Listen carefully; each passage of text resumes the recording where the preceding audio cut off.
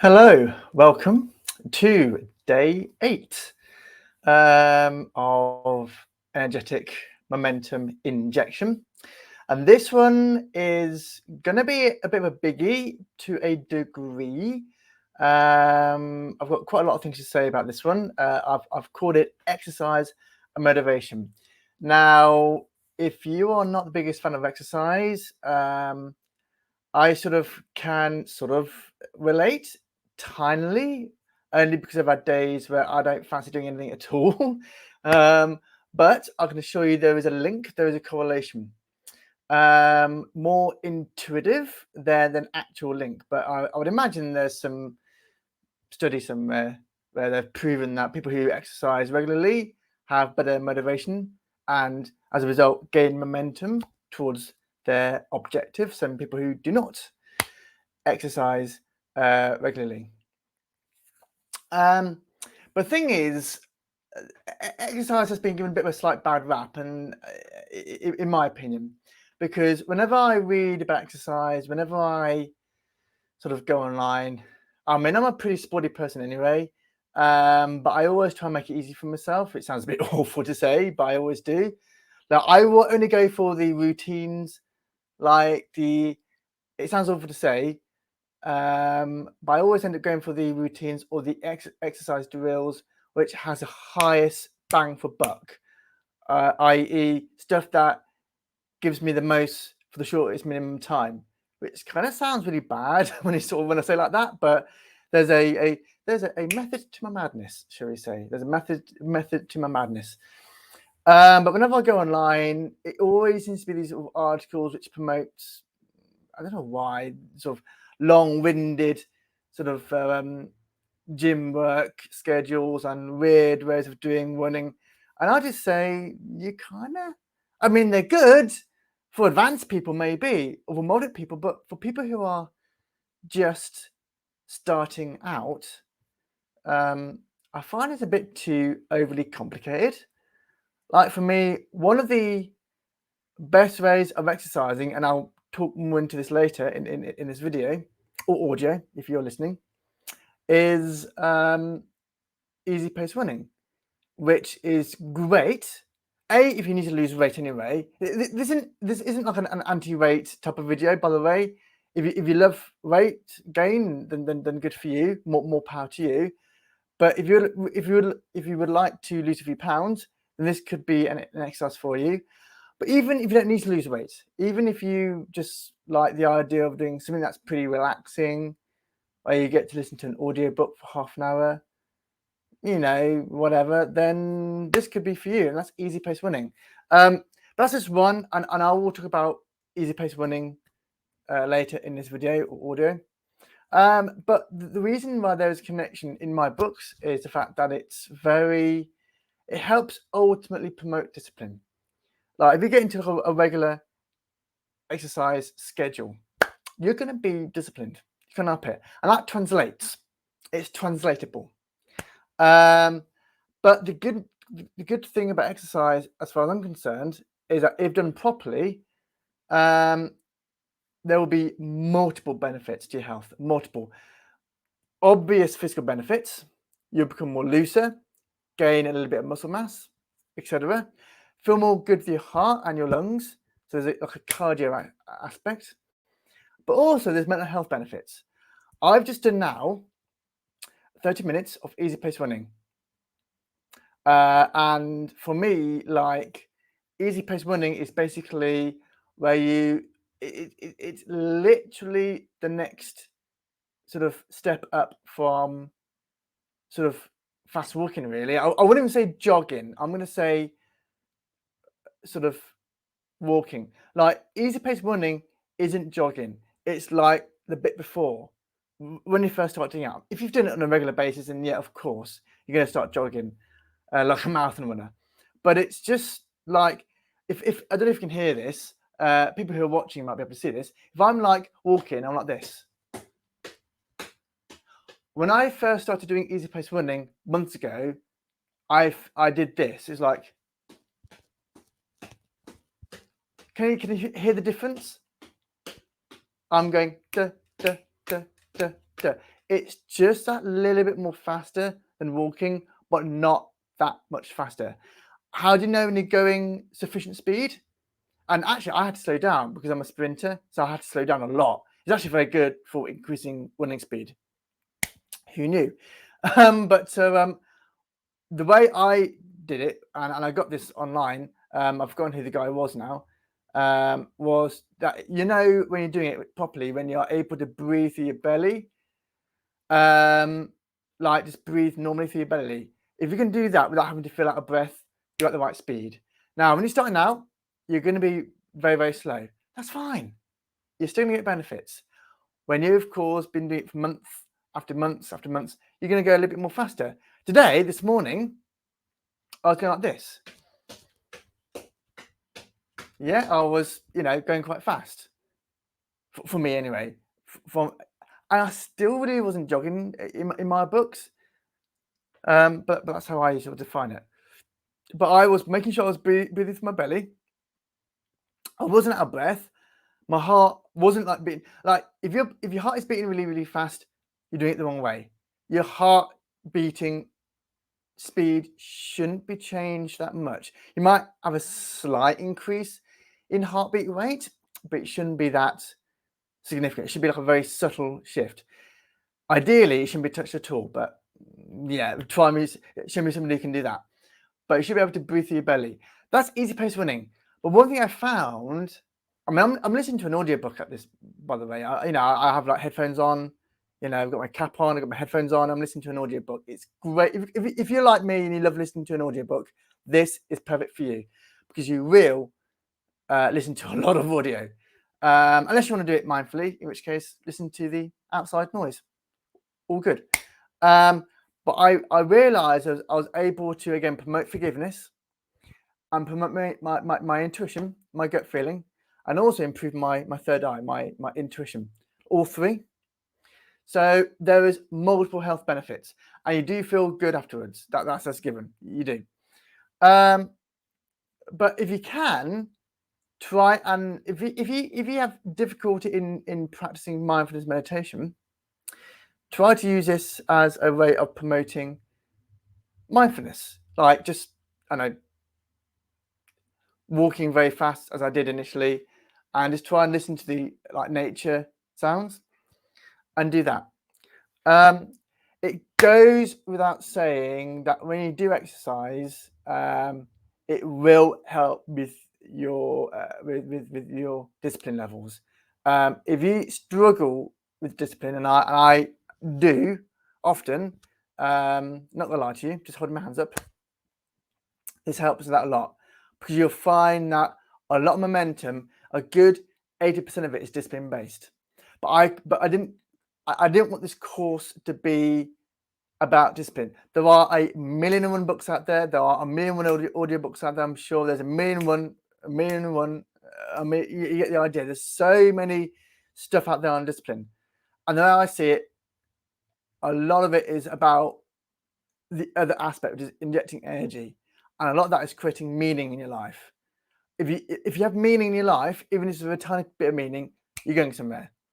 I've had learned helplessness, still do to a degree. I'm still trying to work on it. I'm being honest. I want this to be honest. And a lot of that learned helplessness is because I've reduced, and in some cases, sadly, eliminated a lot of meaning in my life. I always brought it very cynically. So it's all about getting a job, paying your tax, getting old and dying. That's life. Anything else is a plus, and that's only if it's socially acceptable. If it's not, tough. I'll give you a few examples. I love the Eurovision Song Contest. I don't know anybody else who does, apart from maybe one lady, two ladies actually, and I've only discovered one recently. And I've met a lot more people than two ladies. Trust me. I love sport. I don't know hardly anybody who loves sport the way I love it in my local. Yeah, I know people love sport online, offline, sure. But I live in a place where hardly anybody that I know loves sport. They don't. There's two. So, of course, getting meaning from those two plummets because I'm pretty much on my own. I don't really know anybody who likes like sprinting. I know a few people like football, but I'm not really friends with them. They're just like colleagues and that's it. So yeah, it allows you to have meaning. And so I don't want to do this as a discipline course because I think it's hypocritical. I struggle with discipline myself. But not only that, I think a lot of it is about gaining momentum. And that's why, and it's always about injecting energy into that momentum. But I know that exercise on its own is a great energetic input, not necessarily that day, because you can do exercise even if you have, like, let's say, a very bad night's sleep. I've done exercise and I've had a very bad night's sleep. Be fit the next day is what I'm saying. So yeah, there is a definite correlation between exercise and getting momentum and improving your motivational skills. But it does go without saying that it does help with sleep. I have found that the best exercises tremendously, significantly improve sleep. One of the best ones, and I'll mention it here very quickly, is HIIT. For those people who are regular gym goers, who do weights and all that sort of stuff, HIIT is getting more and more famous now, and rightly so. HIIT is all about ultimately raising your heartbeat, and you bring it back down. You raise it with vigorous exercise, and you bring it back down. Up, down, up, down. That is HIIT in a nutshell. It stands for high intensity interval training. And I find that I do HIIT on one day, and I do easy pace running the next day, with gym work hopefully in between. And I find that HIIT has been shown to dramatically increase the human growth hormone during sleep, like tenfold, almost tenfold. If I don't know what the exact number is. It might not be tenfold, it might be doubled, but it feels like it's tenfold. There's a somebody tells me, actually, dude, it's actually more like I think I read somewhere it's like you increase it by over 100%, maybe 200 to 300% human growth hormone, but I could be wrong. I don't quote me on that. But I do know that you have a very deep sleep because of it, and that's quite refreshing. But I find for me that when I do HIIT in combination with easy pace, my discipline levels do go up, and that is what we're looking for. Because there's no point me doing this course without involving exercise. And of course, exercise naturally promotes endorphins, of course, helps with the dopamine levels. This is all mental health. This all helps with the mechanics of your brain. So that's a given. So you're going to feel lighter and brighter as a result of this. And that's also a plus towards your health. So there are multiple physical and health benefits. But I always do exercise, and I was thinking this yesterday, because not many people think of this when it comes to exercise. I see it, and this helped me with swimming. When I was a kid, swimming was one of the most coolest things you can do. Swimming to a 5 or 6-year-old, because how many 5 or 6-year-olds do you know that swim? Not many. We've got to wear those like big, like, I don't know if you remember in primary school, those sort of big armbands to try and keep you from drowning. I found swimming was really cool. But what I wanted to swim because not only did it look cool, it was a basic survival skill. And it's the same reason why I do exercise. Swimming is a part of exercise, sure. I do exercise because it's survival. Yes, you may look good if you're looking for the aesthetics of this, but it's also good for body performance. But I do it for survival because the way I see it, it's very... If you are in the middle of the street and some a-hole has a knife or a gun, whatever, you've got to be able to run for cover or run away from the situation. Now, people say, well, dude, you're being paranoid. That ain't going to happen. It only takes one time, and that's life-changing, or could be. Don't fall for it. Always learn exercise for survival, because you never know. All it takes is one day, one lapse of concentration, one slip by some authority, and suddenly some idiot is running towards you. Some idiot is trying to chase you. Who knows? So always, always, always. I'm saying this now, and there's a siren in the background. Ironic.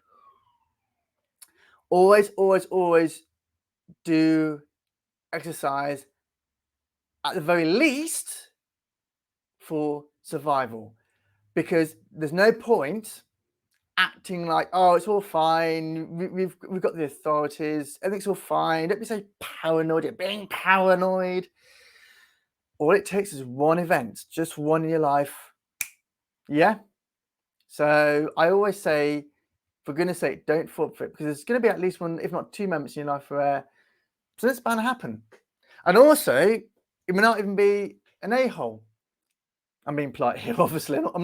I'm trying to reduce swearing in these videos.